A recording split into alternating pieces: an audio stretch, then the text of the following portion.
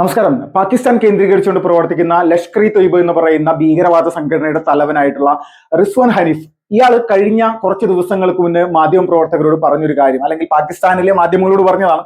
ഞങ്ങളുടെ പ്രവർത്തകരെ 2020 മുതൽ ഇന്ത്യൻ ചാരന്മാർ വലിയ രീതിയിൽ പാകിസ്ഥാനിൽ വെച്ചുകൊണ്ട് തന്നെ കൊലപ്പെടുത്താൻ ശ്രമിക്കുന്നു, കൊലപ്പെടുത്തിയിരിക്കുന്നു.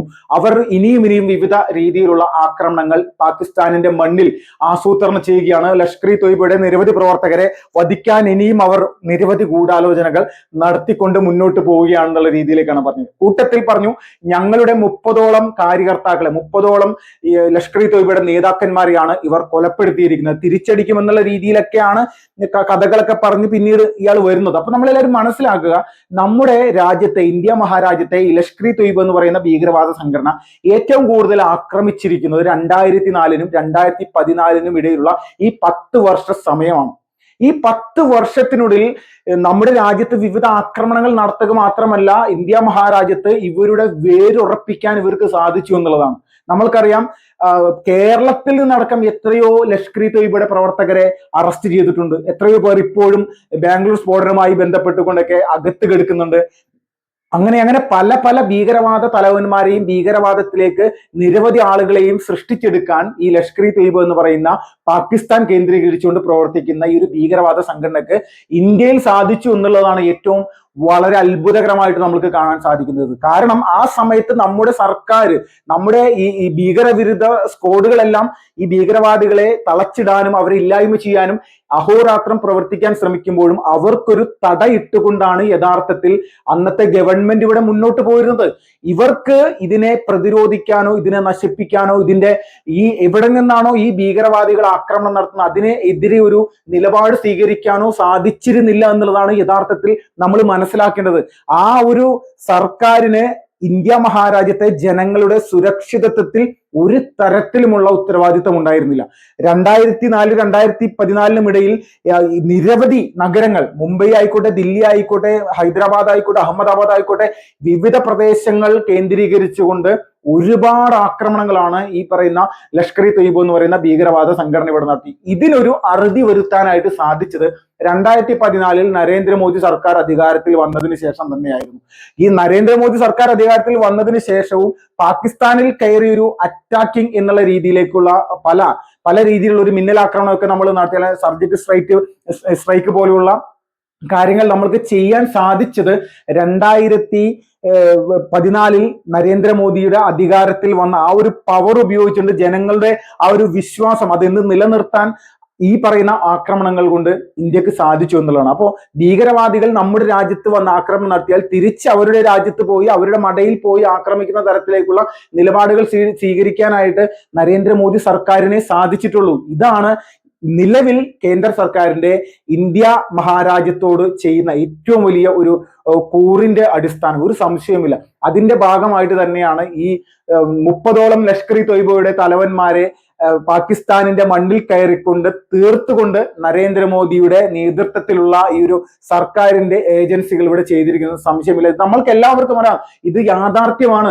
ഇത് ഇനി ആരെന്ത് നിഷേധിച്ചാലും ഇന്ത്യ എന്ന് പറയുന്ന രാജ്യത്തിനകത്ത് കയറി കളിച്ചവരെ പൂർണ്ണമായിട്ടും അവിടെ പോയി തന്നെ ഇല്ലായ്മ ചെയ്യുക എന്നുള്ള നിലപാടാണ് നമ്മുടെ സർക്കാർ സ്വീകരിക്കുന്നത്. അപ്പോൾ ഇതിനോടകം തന്നെ നമ്മൾ കഴിഞ്ഞ ഒരു 6 മാസത്തിനിടയിൽ കണ്ട പ്രധാനപ്പെട്ട 2 സിനിമകളാണ് ദുരന്തർ 1ഉം ദുരന്തർ 2ഉം. അപ്പോ ഈ 2 സിനിമകളും പ്രധാനമായിട്ട് പാകിസ്ഥാനിൽ കയറി ഇന്ത്യയുടെ ഒരു സ്പൈ കൃത്യമായിട്ട് അവിടെ ഭീകരവാദ തലവന്മാരുടെ അകത്ത് കയറി അവിടെ പണി കൊടുക്കുന്ന രീതിയിലുള്ള കാര്യങ്ങളൊക്കെ നമ്മൾ കണ്ടു. അപ്പൊ ഇത് പൂർണ്ണമായിട്ടും നമ്മുടെ രാജ്യത്തെ ആത്മാഭിമാനമുള്ള അല്ലെങ്കിൽ ഇവിടെ ഈ രാജ്യത്തോട് സ്നേഹമുള്ള ആളുകളെ സംബന്ധിച്ച് ഏറ്റവും പ്രധാനപ്പെട്ട ഒരു ഘടകം തന്നെയാണ്. ഇപ്പോ നമ്മളെല്ലാവരും മനസ്സിലാക്കുക, കഴിഞ്ഞ കുറച്ച് ദിവസങ്ങൾക്ക് മുന്നേ നമ്മുടെ ജന്തർ മന്ദിറിൽ ദില്ലിയിൽ നടന്ന സമരവുമായി ബന്ധപ്പെട്ടുകൊണ്ട് നമ്മുടെ പ്രധാനമന്ത്രിയെ അധിക്ഷേപിക്കുന്ന കുറെ കുട്ടികളെ കണ്ടിരുന്നു. നമ്മൾ വലിയ രീതിയിൽ ആക്ഷേപിച്ചുകൊണ്ട് നമ്മുടെ പ്രധാനമന്ത്രിയെയും നമ്മുടെ സർക്കാർ സംവിധാനങ്ങളെയും വലിയ രീതിയിൽ മോശപ്പെടുത്തിക്കൊണ്ട് പറയുന്ന പല കാര്യങ്ങളും നമ്മൾ കണ്ടു. അപ്പൊ ഇത് കാണുന്ന സമയത്ത് നമ്മൾക്ക് അവരോട് പറയാനുള്ളത് ഒരേ ഒരു കാര്യമാണ്. നാലിനും 2014 ഇടയിൽ നമ്മുടെ രാജ്യത്ത് നടന്നിട്ടുള്ള നിരവധി ഭീകരാക്രമണം, അന്ന് ഈ പറയുന്ന ജെൻസി എന്ന് പറയുന്ന കുട്ടികളടക്കം, അല്ലെങ്കിൽ അവരെല്ലാവരും വളരെ ഒരു 4, 2, 3 ഇങ്ങനെയുള്ള വയസ്സുള്ള കുട്ടികളായിരിക്കും. അവർക്ക് ഈ രാജ്യത്ത് എന്ത് സംഭവിക്കുന്നു അല്ലെങ്കിൽ മറ്റുള്ള കാര്യങ്ങളൊന്നും മനസ്സിലാക്കാനുള്ള ത്രാണിയോ ശേഷിയോ ആകാത്തൊരു പ്രായമാണ്. ആ ഒരു പ്രായത്തിനിടയിൽ നമ്മുടെ രാജ്യത്ത് ദുരന്തം അനുഭവിച്ചിട്ടുള്ള നിരവധി ആളുകൾ അന്നും ഇന്നും ജീവിച്ചിരിക്കുന്നുണ്ട്. അപ്പോൾ ഈ പറയുന്ന ആളുകളെ സംബന്ധിച്ച് പ്രധാനമന്ത്രി നരേന്ദ്രമോദിയുടെ നേതൃത്വത്തിൽ 2014 ഈ രാജ്യത്ത് ഒരു സർക്കാർ അധികാരമേറ്റതിന് ശേഷം ഭീകരവാദികൾക്ക് വലിയ രീതിയിലുള്ള ഭയമാണെന്നതിൽ തർക്കമില്ല. അവർ പുൽവാമയിൽ അടക്കം പല ഭീകരാക്രമണങ്ങൾ നടത്തിയിട്ടുണ്ടെങ്കിൽ പോലും നമ്മൾക്ക് അറിയാം, ഇന്ത്യയെ വിറപ്പിക്കുന്ന തരത്തിലേക്കൊരു ആക്രമണം ഉണ്ടായിക്കഴിഞ്ഞാൽ നല്ല രീതിയിൽ തിരിച്ചടിക്കാനും ഭീകരവാദികളെ ജമ്മു കാശ്മീർ അടക്കമുള്ള സ്ഥലങ്ങളിൽ ഏതെല്ലാം രീതിയിൽ കൈകാര്യം ചെയ്യണമെന്നും കൃത്യമായിട്ട് വ്യക്തമായിട്ടും അറിയാവുന്ന ആളുകൾ തന്നെയാണ് നമ്മുടെ രാജ്യത്ത് അധികാരത്തിൽ ഇരിക്കുന്നത്. അവരത് തെളിയിച്ചതാണ്, പ്രൂവ് ചെയ്തതാണ്. അപ്പോൾ ഈ വിധ വിഷയങ്ങൾ മനസ്സിലാക്കാതെ അനാവശ്യമായിട്ടുള്ള തെറിവിളിയും അനാവശ്യമായിട്ടുള്ള നിലപാടുകൾ സ്വീകരിച്ചുകൊണ്ട് ഈ അന്യരാജ്യത്തിരുന്നു കൊണ്ട് നിയന്ത്രിക്കുന്ന ചില കക്ഷികളുടെ അല്ലെങ്കിൽ ചില ആളുകളുടെ വാക്കുകൾ കേട്ടുകൊണ്ട് അനാവശ്യമായിട്ട് നമ്മുടെ രാജ്യത്തിനെതിരെ അല്ലെങ്കിൽ രാജ്യത്തിന്റെ സർക്കാരിനെതിരെ നമ്മുടെ പ്രധാനപ്പെട്ട പ്രധാനമന്ത്രി അടക്കമുള്ള ആളുകൾക്കെതിരെ സംസാരിക്കുന്ന നിങ്ങൾ ഓരോരുത്തരും കാണേണ്ടതും മനസ്സിലാക്കേണ്ടതുമായിട്ടുള്ള പ്രധാനപ്പെട്ട വിഷയങ്ങൾ തന്നെയാണ് ഈ പറയുന്ന ലഷ്കർ ഇ തൊയ്ബയുടെ തലവൻ കരഞ്ഞുകൊണ്ട് പറഞ്ഞിരിക്കുന്നത്. കാരണം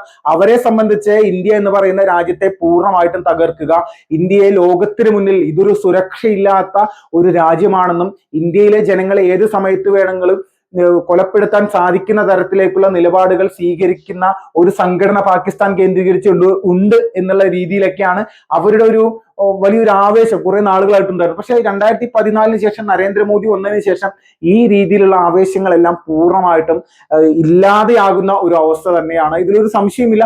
അപ്പോൾ ഇന്ത്യ മഹാരാജ്യത്തെ സംബന്ധിച്ച് നമ്മുടെ രാഷ്ട്രം അനുഭവിക്കുന്ന ഒരു പ്രതിസന്ധിയെ അല്ലെങ്കിൽ രാജ്യം ഒരു വിഷയം നേരിട്ടിട്ടുണ്ടെങ്കിൽ ആ വിഷയത്തെ കൃത്യമായിട്ട് കൈകാര്യം ചെയ്തുകൊണ്ട് ശത്രുവിനെ നിഗ്രഹിക്കുക എന്നുള്ള നിലപാട് സ്വീകരിച്ചുകൊണ്ട് നരേന്ദ്രമോദി മുന്നോട്ട് വന്നത് തന്നെയാണ് ഈ ഇന്ത്യ മഹാരാജ്യം പ്രതീക്ഷിച്ചിരുന്നത്. അങ്ങനെ ഒരു പ്രധാനമന്ത്രി തന്നെയാണ് ഇപ്പോൾ നമ്മുടെ രാജ്യം ഭരിക്കുന്നത്. അതുകൊണ്ട് ഇവിടെ ഏതെല്ലാം കലാപങ്ങൾ സൃഷ്ടിക്കാൻ ശ്രമിച്ചാലും ആക്രമണങ്ങൾ നടത്താൻ ശ്രമിച്ചാലും അതിനെ പ്രതിരോധിക്കാനും അതിനെ ഇല്ലായ്മ ചെയ്ത് മുന്നോട്ട് പോകാനും അതിന് നേതൃത്വം നൽകുന്ന ആളുകളെ പൂർണ്ണമായിട്ടും ജയിലിൽ അടക്കാനും എല്ലാം കപ്പാസിറ്റി ഉള്ള ആളുകൾ തന്നെയാണ് നമ്മുടെ രാജ്യം ഭരിക്കുന്നത്, ഒരു സംശയമില്ല. അപ്പോൾ ഇതാണ് നരേന്ദ്രമോദി എന്ന് പറയുന്ന ഒരു വ്യക്തിയുടെ വലിയ വലിയ ഇമേജ് ജനങ്ങളുടെ ഇടയിൽ.